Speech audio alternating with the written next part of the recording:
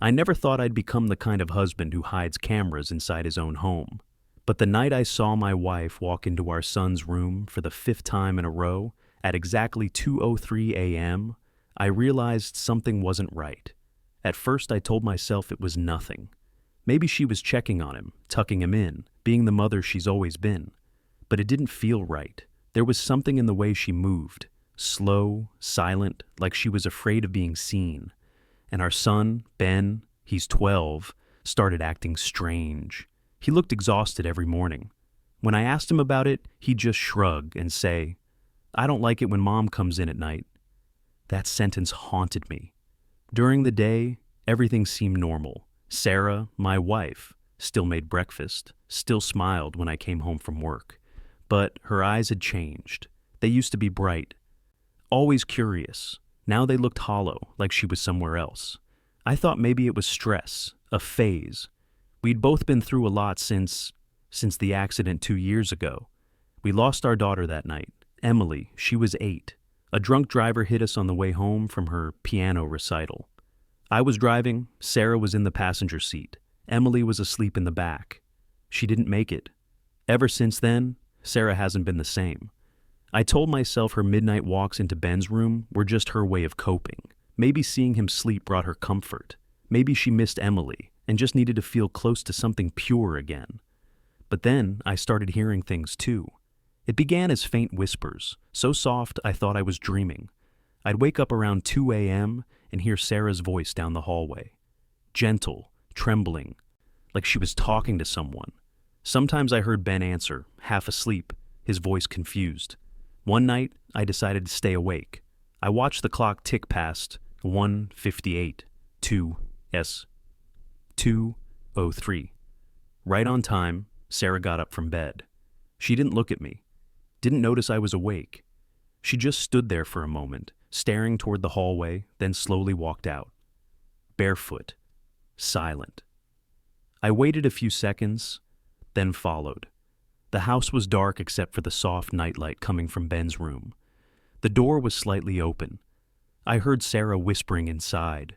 Her tone was soft but urgent, like she was trying to calm someone down. Then I heard her say it. "It's okay, Emily. Mommy's here." My heart stopped.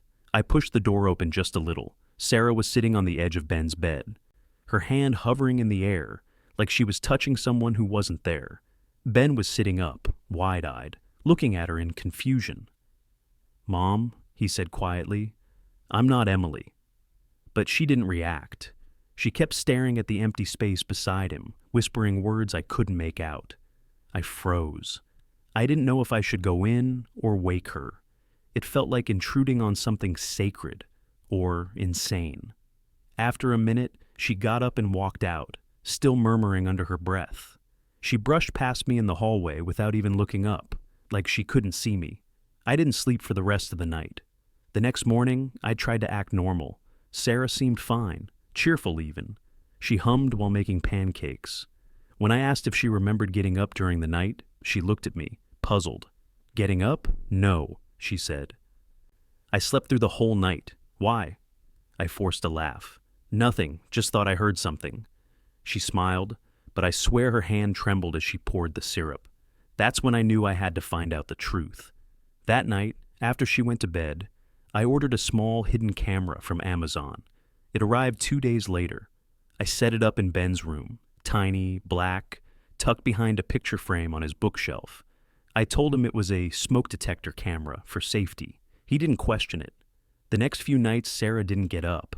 I almost convinced myself I was crazy, that maybe it was all a dream, a mix of grief and paranoia. But then, on the 4th night, I woke up again at 2:03. Her side of the bed was empty. I reached for my phone, opened the camera app connected to the feed, and froze. The screen flickered, and there she was, Sarah, standing by Ben's bed, facing the camera. But her eyes, they were closed. She was sleepwalking, or praying, or something in between. She raised her hand and started stroking the air again, whispering the same words I'd heard before. Only this time, I could hear them clearly. "You're safe now, sweetheart. Mommy's here. I won't let it happen again." Ben looked terrified. He wasn't asleep. He was staring straight at her. "Mom, stop," he whispered. She didn't. Then, for the first time, she turned her head slowly toward the camera. Her eyes opened, and she smiled. I dropped the phone. My heart was pounding so hard I could barely breathe. I didn't know if she saw the camera or if she was smiling at something else. Either way, that was the moment I realized this wasn't just grief. Something was happening in my house, something I couldn't explain. The next morning, Sarah acted like nothing happened, but I noticed her glance at Ben more often, watchful, almost protective. And when I asked Ben how he slept, he whispered, "Dad." She wasn't alone. The next night, I couldn't sleep. Every time I closed my eyes, I saw that smile. The way Sarah looked straight at the camera, eyes open, lips curling into something that wasn't hers. I kept telling myself maybe it was coincidence. Maybe she was half awake. Maybe grief had just rewired her mind in some way I didn't understand. But the way she looked, it felt like she was aware, like she knew I was watching. That thought alone was enough to make me keep the camera running. 2:02 a.m. I woke to the faint creak of the floorboards again. I didn't move this time. I reached for my phone under the blanket, opened the feed, and there she was, standing in the hallway, just outside Ben's room. Her hand was on the doorframe, trembling. She stood there for almost a full minute before going in. The camera inside Ben's room flickered once, then came into focus. Ben was asleep. Sarah walked over, sat down on the edge of his bed, and started whispering again. But her voice. It wasn't soft this time. It was low, urgent. I couldn't make out the words, but her tone sent chills through me, the same kind of whisper someone uses when they're begging for forgiveness. Then Ben stirred. He sat up, squinting.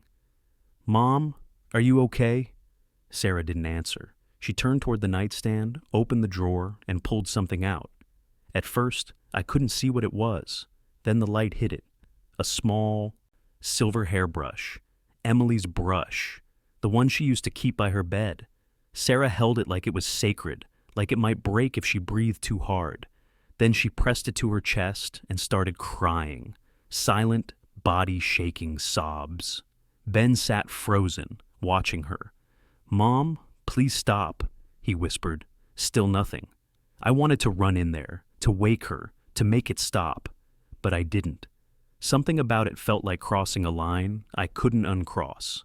After a minute, Sarah stood up, walked to the far corner of the room, the dark part where the nightlight didn't reach, and turned to face the wall.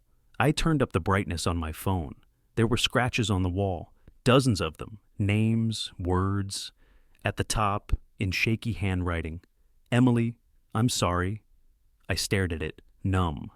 The scratches weren't there before. Suddenly, the feed glitched. Static flashed across the screen for a second, then cleared. But now Sarah wasn't facing the wall anymore. She was facing the camera, only this time she wasn't smiling. Her eyes were wide, tears running down her face. Her lips moved, and I heard her whisper through the feed, barely audible but sharp enough to pierce through the static. "Why did you let her die?" My stomach dropped. I bolted up from bed and ran toward Ben's room. When I burst in, Sarah spun around, startled, clutching the hairbrush. She looked terrified, not like someone caught doing something wrong, but like someone waking from a nightmare. "Sarah!" I shouted. "What are you doing?" Her eyes darted between me and Ben, then down at the brush. She looked at it like she didn't even know how it got there. I don't know," she stammered. I was dreaming." I glanced at the wall. The scratches were gone. Clean, white, perfect. "What the hell is happening, Sarah?" I asked. She shook her head, tears spilling over. "I don't know, Mark. I swear I don't." Ben started crying. I pulled him into my arms while Sarah backed away, trembling. That night, none of us slept. The next morning, she barely spoke. She sat at the kitchen table staring at the same spoonful of cereal for 10 minutes. Finally, she whispered, "You saw it, didn't you?" I froze. "Saw what?" She looked up slowly, her voice shaking. The brush, the wall, I wasn't dreaming. I swallowed hard. "Sarah, there was nothing on the wall." Her hands started shaking violently. There was! I saw it, Mark. I heard her. She was right there. Emily was there. I didn't know what to say. I wanted to tell her it was just her mind replaying trauma, but the truth was, I saw it too. At least, I thought I did. That afternoon, I decided to check the footage again, just to be sure I wasn't losing my mind. I connected my phone, opened the file, and froze. The recording was gone, not deleted, replaced.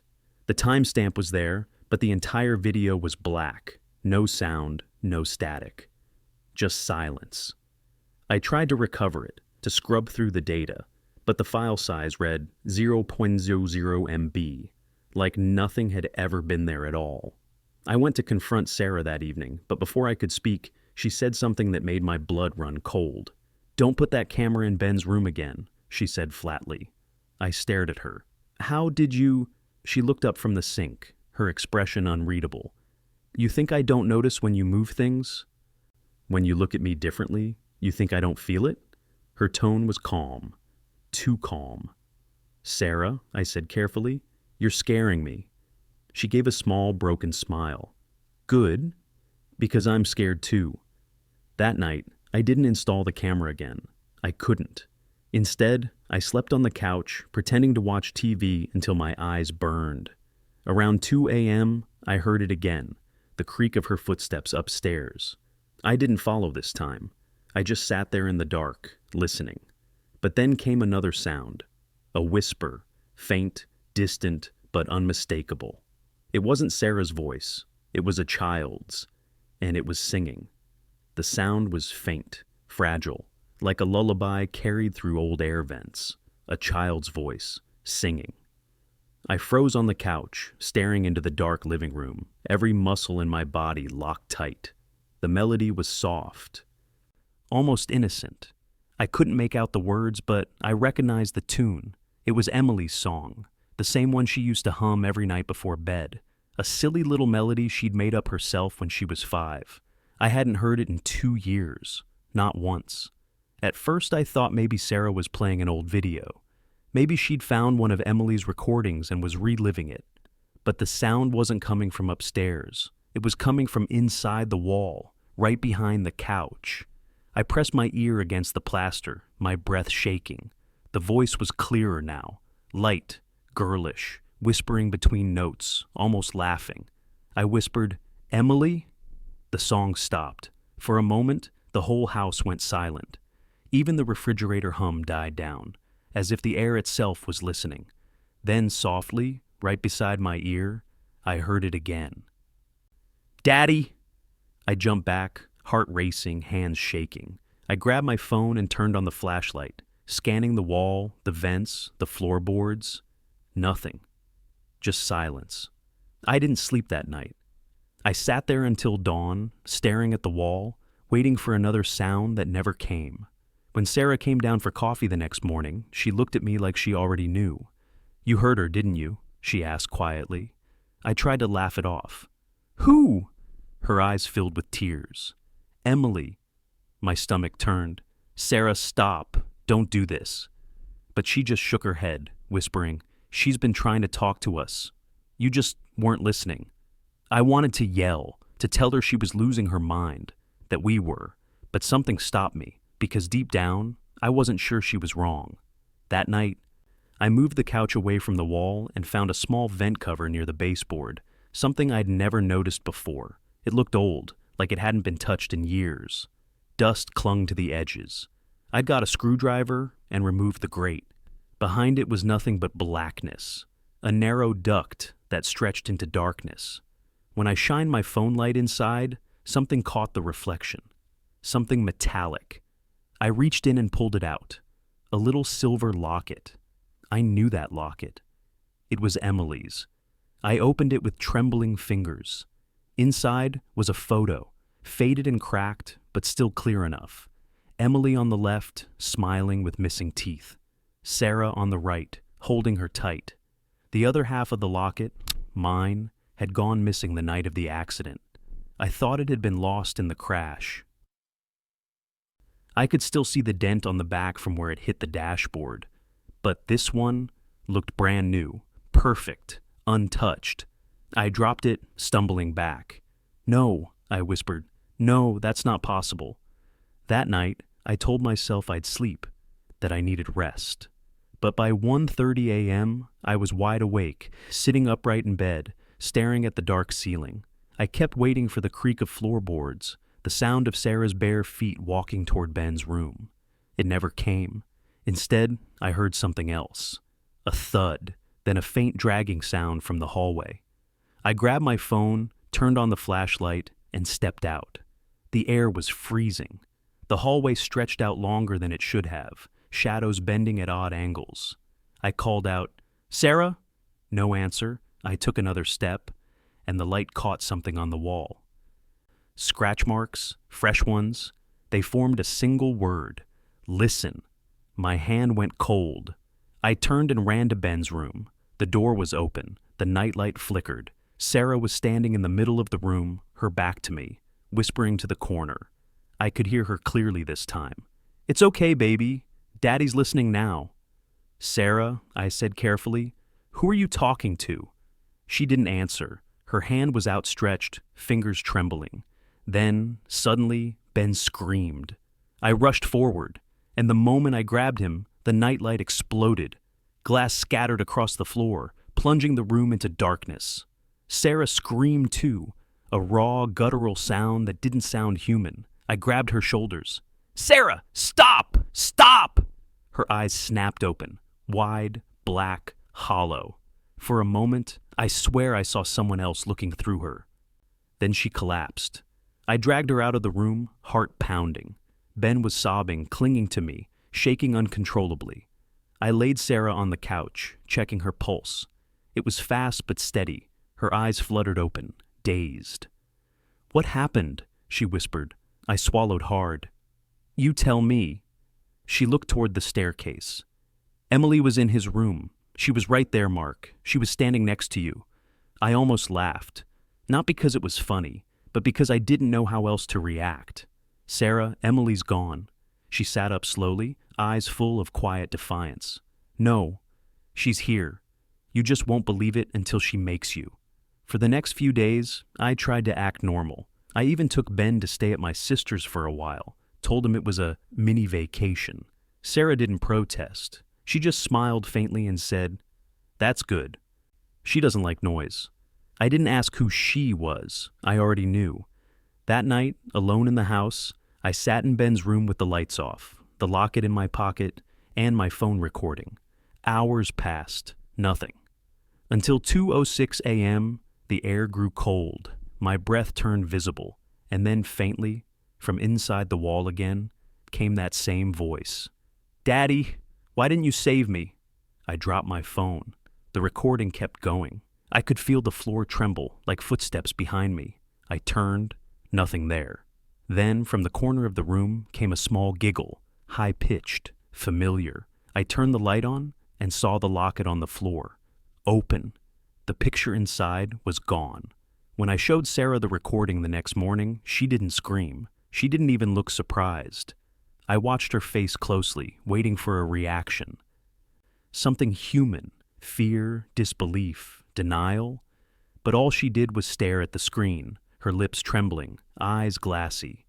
After a long silence, she whispered, "She's getting stronger." I wanted to shake her, to demand what that even meant. But something about her voice, calm, certain, almost reverent, kept me quiet.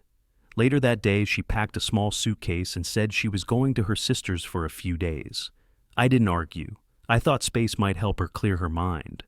But as she walked out the door, she turned back and said, "Don't stay in that house alone tonight." I tried to laugh it off. "Why not?" She hesitated. "Because it's remembering too." Then she left. That night, the silence in the house felt heavier than usual. Not peaceful, heavy, suffocating, like the air itself was pressing against my skin. I sat in the living room with all the lights on, the locket sitting on the coffee table. I told myself I wasn't afraid. I just needed answers. Around midnight, I opened a bottle of whiskey, poured a glass, and turned on the baby monitor app I'd connected to Ben's room camera. The feed was still active. though the room was empty. For an hour, nothing happened. Then, 1:59 a.m. The feed flickered. Static crawled across the screen, distorting the image. Then the camera refocused. But it wasn't showing Ben's room anymore. It was showing the car, our car. The crash scene replayed in washed-out gray tones. I saw the road, the headlights, Sarah's scream, all of it, just as I remembered. But it wasn't a memory. It was live footage. The timestamp read 2 a.m. Today. I dropped the glass, spilling whiskey across the table. The camera panned, on its own, to the back seat. Emily was there. Her head leaned against the window, just like before. But she was humming, that same soft melody. And then she turned, not toward the camera, but toward me. Her lips moved. "You forgot me." The screen went black. I tore through the house, checking every door, every window. Like that would somehow make sense of what I'd just seen. When I came back to the living room, the locket was gone. I searched for it everywhere. Under the couch, between the cushions, under the table, nothing. That's when I heard it again, the singing. This time, it wasn't behind the wall. It was upstairs, in Ben's room. I ran up the stairs 2 at a time. The door was open, the nightlight flickering again, even though I'd unplugged it days ago. The locket was on the floor, open, spinning slowly as if someone had just dropped it. And on the wall, in faint childlike handwriting, were the words, "I was scared." I fell to my knees, whispering, "Emily, I'm sorry. I tried to..." Then the air shifted. The temperature dropped so suddenly my breath came out in white clouds. A soft voice answered, "No, Daddy, you left me." I turned, and for a split second, I saw her. Not as a ghost, not transparent or glowing, but real. Standing beside the bed, wearing her favorite yellow pajamas. Her eyes were glassy, her hair matted with dried blood. But she was smiling. I staggered back. "Emily?" She tilted her head. "You didn't come back for me." Tears blurred my vision. "You died, sweetheart. There was nothing I could do." Her voice sharpened. "You looked at me and left." I shook my head violently. "That's not true. I tried to..." She screamed. The walls trembled. The nightlight shattered again. The sound that came out of her wasn't a child's cry. It was a mix of rage and grief, like the house itself was screaming with her. Then, just as suddenly, she was gone. I ran out of the room, slammed the door, and leaned against the wall, gasping for air. Downstairs, the front door creaked open. Sarah's voice called out, "Mark?" I nearly collapsed with relief. "Sarah! Thank God!" But when I reached the bottom of the stairs, my heart froze. It wasn't her. It looked like her. Same hair, same clothes. But her eyes were wrong. They were the same flat black hollows I'd seen in the crash reflection that night. She smiled faintly. "You shouldn't have woken her." I backed away slowly. "What are you talking about?" She was sleeping, peacefully, and now... She looked up toward Ben's room. Now she remembers everything. I tried to reach for my phone, but it wasn't on me. Her voice grew cold. "You can't fix what you broke, Mark. You just have to stay here and remember with us." Then she stepped forward, one slow step at a time. I turned and ran. The lights flickered out all at once, plunging the house into darkness. Somewhere behind me, the little girl's voice sang again, low, broken, almost tender. "Daddy, don't leave me again." I locked myself in the bathroom, heart pounding, back pressed against the door. The doorknob rattled once, twice, then stopped. Silence. I stayed there for hours, maybe until dawn. When I finally opened the door, the house was quiet again. Sarah's suitcase was by the door, her car keys on the counter. She never went to her sister's. I checked the camera footage again later that morning. The timestamp showed 3:12 a.m. In the video, the bathroom door, the one I was hiding behind, was wide open, and in the reflection of the mirror, I could see myself sitting there, shaking. But there was someone else behind me, a small figure, standing perfectly still, smiling. When the sun rose, the house looked normal again, almost too normal. The same golden light spilled through the curtains. The same smell of coffee lingered from yesterday. If it weren't for the broken glass, the overturned chair, and the blood on my hands, I could have convinced myself it was all a nightmare. But nightmares don't leave fingerprints on doorknobs, and they don't whisper your name from the baby monitor. I wanted to leave. God knows I wanted to, but something in me couldn't. Maybe it was guilt. Maybe it was madness. Or maybe I just needed the truth before I could walk away from this place. So I started digging, literally. Behind the house, the soil was uneven, soft in places. It hadn't rained in weeks, but the dirt still looked disturbed, as if something had been buried and dug up again. That's when I noticed the tiny white object sticking out from the ground. It was a child's shoe, Emily's. My mind went blank. I remember screaming, clawing at the dirt with my bare hands until I hit wood. A small box, not a coffin, smaller. I pulled it out, my fingers trembling. Inside were drawings, crayon pictures, our family, a house, a son. But every single one had a black scribble over the mother's face. And at the bottom of the box, folded neatly, was a note, written in Sarah's handwriting. "Forgive me." She wouldn't stop crying. I just wanted her to sleep. I dropped the box, stumbling back like I'd been punched. No, that couldn't be right. Emily died in the crash. I remembered the glass, the screaming, the smell of gasoline. I remembered pulling her out. Except, did I? I saw her reach for me. I heard her cry, but I never actually saw her die. The memories twisted, bent, rearranged in my mind like they were trying to rewrite themselves. Had I been lying to myself all this time? I ran back into the house, shouting for Sarah, even though I knew she wasn't there. "Sarah, what did you do?" The silence pressed back against me. Then, from upstairs, a sound. A soft thud, like a door closing. I climbed the stairs slowly, each creak louder than the last. Ben's door was open again. The camera was still rolling, blinking red. On the screen, the footage played back, not from last night, but from 2 years ago, the night Emily died. I watched in horror as the scene unfolded. Sarah sitting on the edge of the bed, holding Emily, whispering, "It's okay, baby. Just close your eyes." Emily's small hands pushing weakly at her, gasping. Then, silence. Sarah sat there for a long time, staring down at their daughter's still body. Then the front door opened downstairs. It was me, coming home from work. Panic flooded her face. She carried Emily to the car. She buckled her into the back seat. Then she got in, started the engine, and drove. And as she sped toward the intersection where the crash happened, I saw something impossible. Sarah looking straight into the camera. Right before the impact, like she knew I'd watch this one day. I fell to my knees, gasping for air. No. Everything I'd believed, every tear, every therapy session, every sleepless night, it all came crashing down around me. She hadn't died in the crash. Sarah killed her, and the crash wasn't an accident. It was a cover-up. I barely noticed the lights dimming or the whisper that rose in the corner of the room. "Now you remember." I turned, and she was there again. Emily. This time she wasn't angry. She looked tired. "Why didn't you stop her, Daddy?" she asked softly. My voice cracked. "I didn't know. I swear, I didn't know." She nodded slowly. "You didn't want to know." I felt my legs give out, collapsing to the floor. "I'm sorry," I whispered. "I should have protected you." Her eyes shimmered.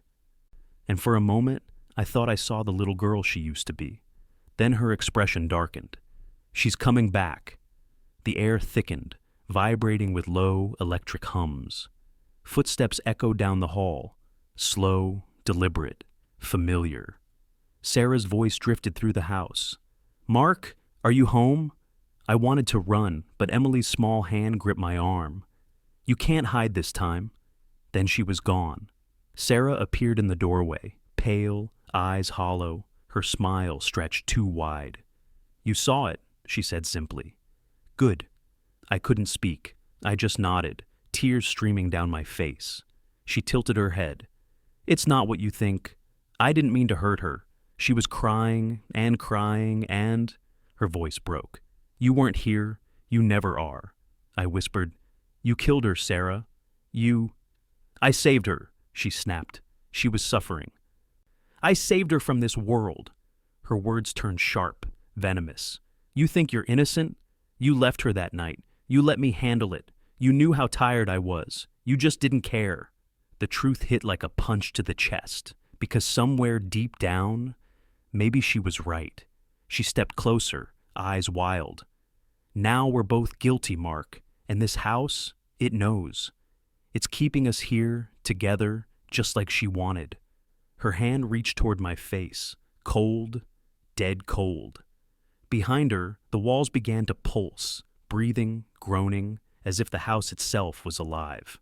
Emily's song started again, distant but growing louder. Sarah smiled faintly. "She's calling us home." I stumbled back, shaking my head. No, we can't stay here. We have to—" But it was too late. The door slammed shut. Every light went out. Darkness swallowed everything. In the black, I felt Sarah's fingers tighten around my wrist, and a smaller hand slip into my other one. A family reunion. Just not the kind anyone would want. I don't remember losing consciousness, only waking to the smell of smoke. The room was filled with haze, faint and gray, curling in ribbons through the slats of the floorboards. Somewhere, a door slammed, then another. The house was alive again, breathing, remembering. Sarah was gone, but her voice still echoed through the halls. "You said forever, Mark. You promised." I staggered to my feet. My head throbbed. The hallway lights flickered, buzzing like dying insects. Every photograph on the wall, the smiling family portraits, the beach vacations, had changed.